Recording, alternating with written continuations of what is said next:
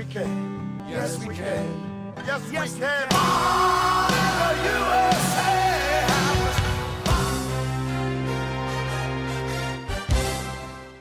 오늘 얘기는 선거 풍속도와 선거 관련된 경제 효과 이야기를 해보겠습니다. 그렇죠. 너무 이렇게 우리가 정치 얘기할 건 아니니까. 그렇죠. 주로 이제 그런 선거의 문화나 그게 선거가 어느 정도 경제나 재테크에 미치는 영향, 네. 우리가 그런 얘기를 좀 해보려고 합니다. 야, 얘 원래 지금쯤 막 시끌벅적하고 좀 벌써 요란스럽게 막 이렇게 앞서가는 후보들은 막 이럴 때가 원래 이맘때일 텐데 코로나 바이러스 때문이 막 제일 크겠지만 그 이유가 굉장히 조용하네요. 그렇죠. 지금 뭐 어디 유세하겠다고 사람 모이는데 가려고 해도 사람이 모이는 데가 없고, 유세하겠다고 사람 모으려고 해도 모이지도 않을 그런 시기가 돼버렸습니다. 코로나19 때문에. 모이지 말라는 사람들은 또 다 모여가지고 더 시끄럽고. 예, 그렇죠. 이대로 가면 정말 유세 한 번 없이 선거를 들어갈 수도 있을 것 같아요. 이대로 한번 또 대한민국 또 이 선거사에 처음으로 선거 전까지 조용하다가 투표는 하는지도 모르게 그냥 당선되고 막 그런 일 있는 거 아니에요? 그 여러 번 다선 의원이나 그 지방 유지라고 그러면 좀 그렇지. 그쪽에서는 지명도 높은 분이 아니고 신인들은 굉장히 불리한 선거가 될 거라는 얘기들이 많아요. 매우 불리해질 것 같고, 요새 이제 아이디어들이 좋으신 분들이라면 SNS에 뭔가 특화된 그러게 좀 동영상 이런 거 만들어서 뿌리면 그러게. 그게 또 핵 이슈가 돼갖고 핫 이슈가 돼갖고 효과를 볼 수 있지도 않을까. 외국에 혹시 그런 사례 있지 않나요? 글쎄 외국의 그런 선거운동에 대해서는 자세히 뭐 안 들어봐서 모르겠는데 외국이래 봐야 뭐 제일 흔한 게 미국인데 네. 제일 대표적이고 제일 오래됐으니까. 미국은 그러면 아직은 그런 것까지는 미국이든 미국은 우리든 이제 저런 것들이 있죠. 우리가 아는 미국은 트위터를 이렇게 많이 쓰니까 뭐 정치인들도 많이 쓰고 그 선거 캠프에 있는 사람들도 트위터나 페이스북보다는 트위터를 훨씬 많이 쓰는 것 같아요. 트위터로 정견이나 기타 뭐 개인 의견 뭐 그다음에 선거 마케팅 이런 걸 뭐 굉장히 많이 하는 것 같아요. 트럼프 대통령 같은 사람 트위터를 얼마나 트위터 엄청 쓰죠. 그 찬반 양론을 왔다 갔다 하게 해요. 미국은 전통적으로 주로 선거송이 그렇게 잘 만들어진다면서요? 아, 그러면 찾아봤더니 저도 잘 몰라서 1800년부터 캠페인송을 정말 썼어요. 오래됐네요.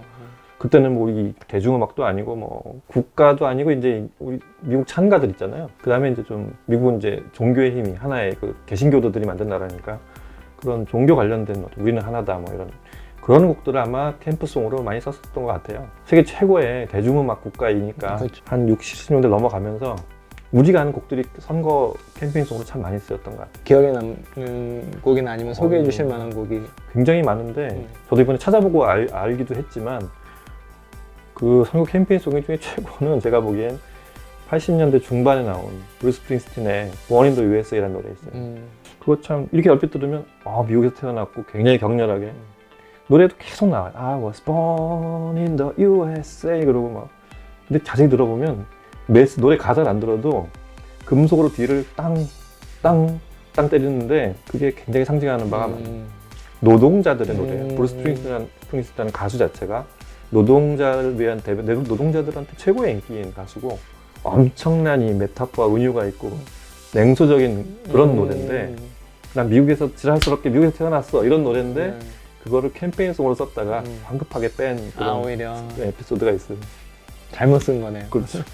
최고의 노래는 역시 오바마였던 것 같고 오바마, 그리고 또 최초의 흑인 대통령이 되다 보니까 흑인 최고의 아티스트들이 다 등장을 해서 노래를 만들어주고 캠페인송에 참여하기도 했지만 언제라고 그래야 되나 2000년 한 초반쯤에 우리나라 CF를 휩쓸던 외국 밴드가 있어요. 항상 노래가 싱글로 빌보드 차트 1위에 올라갔었는데 그게 블랙 아이드 피스라는 3인조 밴드인데 거기에 윌라이엠이라는 작곡자가 있어요. 당연히 흑인인데 그 사람한테 이 캠페인송을 맡긴 것 같아요. 그랬더니 뭐 존 레전드부터 그 당대 최고의 흑인 아티스트들이 전부 참가를 했고 스칼렛 요한슨 같은 배우도 나오고 잘 모르는 이제 미국의 걸밴드 중에 푸시캣 돌스라는 많은 사람은 알죠. 거기에 니콜 셰르징거라고 아주 신구 또 나이가 젊은부터 좀 중견까지를 전체가 다 참여하는 훌륭한 그 뮤직비디오가 예스 위켄에 나와요. 한번 노래 자체는 좀 심심한데 미국 사람들이 아니면 그게 엄청나게 선거에 그 당선에 영향을 줬다고 생각이 돼요. 우리나라는 사실 듣기 좋고 단순하고 그러게. 메시지가 바로바로 와닿는 노래가 많이 쓰였던 것 같은데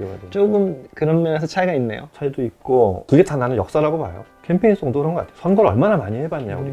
찾아보니까 이 길거리에서 캠페인송을 이렇게 선거용으로 확성기를 통해서 해도 되고 이런 거를 법으로 허락하기 시작한 게 95년부터래요. 아, 진짜 얼마 안 됐네요. 그렇죠. 그러니까 실제로 캠페인송이 공식적으로 쓰기 시작한 건 그때라고 보고 그 첫 선거가 97년에 있었던 그 대통령 후보 이름의 이니셜을 딴 DJ DOC의 캠페인송이 쓰여서 또 잘 골랐던 것 같아요. 잘 골랐네요. 그러니까 우리나라는 캠페인송이 그냥 유행가, 제일 많이 알고 누구나 쉽게 알아들을 수 있는 노래를 살짝 개사를 해서 그렇죠. 그 부분을 이렇게 바꿔서 좀 후보 이름이나 정견을 넣는다던가 이렇게 하고 노래 자체는 되게 경쾌하고 밝고 지나가는 사람들 시선을 끄는, 조금 나쁘게 얘기하면 길에서 이렇게 도우미들이 나와서 막 춤을 추며 노래하는 유세용. 그렇지, 그런 정도의 노래를 캠페인송으로 생각했던 것 같아요. 우리나라도 캠페인송의 역사가 이제 얼마 안 됐지만 지금 25년 정도밖에 안 됐지만 점점 갈수록 좋은 노래들이 많이 나오고 있어요. 2012년에 제일 품질과 그런 노래가 있어요. 네, 노래 자체의 품질이나 그 노래 그 작곡, 곡의 곡 자체의 뭐 완성도 그거를 다 종합했을 때 굉장히 뛰어난 노래가 있었어요. 2012년에 제 국회의원 기억성이 총선을 하자는 캠페인송이 있었어요. 그게 가수들이 다 나오고 정지찬이라는 가수가 곡을 만들었어요. 들어보면 감동스러워요. 와, 내가 선거를 안 하고 내가 왜 놀러 나왔지? 라고 싶을 정도로 그때는 몰랐어요. 근데 찾다가 지금 그 노래를 들어보니까 너무 좋아요. 그러면 재밌게 한번 요번 총선의 캠페인송으로 쓰면 좋겠다. 추천하실 노래 하나 추천해 주시죠. 뭐 요새 노래를 많이 듣지도 못했지만 딱히 떠오르는 곡이 없어요. 김영찬 대표가 오히려 요새 그런 거 많이 알죠. 저도 잘 모르지만 제가 한번 예언 한번 해볼까요?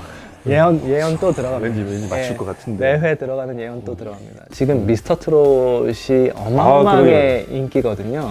매회를 거듭할수록. 그래서 총선 할 때쯤 미스터 트롯은 이미 끝나 있을 거기 때문에 미스터 트롯 우승자가 캠페인송으로, 노래는 뭐가 될지 모르겠지만 캠페인송으로 트로트를 들고 참여하게 될 것 같고요. 그게 아니라면 저는 개인적으로 추천드리고 싶은 게 이번에 아이유의 마음을 드려요라는 노래가 나왔어요. 그 모르죠. 노래 내용은, 노래 분위기는 캠페인에 안 맞지만 이 제목 자체가 진심을 느끼게 할 수 있는 그런 제목이라서 음악 많이 들으시면 마음을 드린다는 느낌.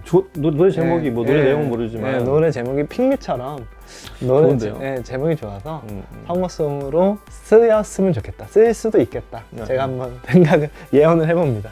이 노래가 어떤 노래인지 모르지만 부드러운 이미지로 간다거나 내용은 좀 다른 것 같은데 혹은 여자 후보가 쓰기에 딱 좋지 않을까. 아이유의 팬들까지 지지를 하고 특히 이번에 18세 이상 투표권이 생기는 첫 총선이잖아요. 어마어마한 효과를 볼 수 있겠죠. 그러니까 그런 것들 아주 이게 말이 예언이 아니라 굉장히 과학적인 치밀하단 말이야.